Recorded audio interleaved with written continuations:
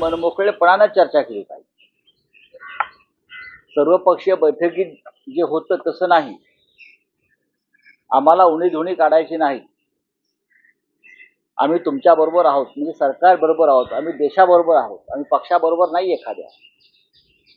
हा देश आमचा आहे, तुमचा जेवढा आहे म्हणताय तेवढा तो आमचाही आहे।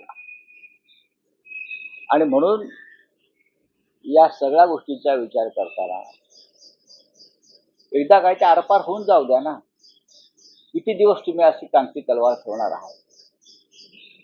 आणि पुढली जी परिस्थिती निर्माण होईल त्यासाठी तुम्ही आतापासून या देशातल्या सर्व पक्षांना विश्वासात घेऊन काम केलं पाहिजे। युद्ध करणं सोपं असतं, पण युद्धानंतर जी परिस्थिती निर्माण होते एखाद्या देशामध्ये, जी युक्रेनमध्ये झालेली आहे, जी अफगाणिस्तानमध्ये झालेली आहे, जी इराणमध्ये आहे,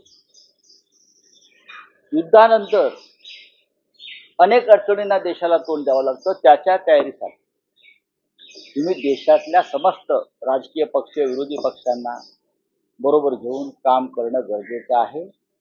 पण हे सगळं करण्याआधी देशाचे गृहमंत्री अमित शहा जे अपयशी गृहमंत्री आहेत त्यांना पुढली परिस्थिती सांभाळता येणार नाही, मी परत सांगतो, त्यांना पदावरून हटवायला पाहिजे।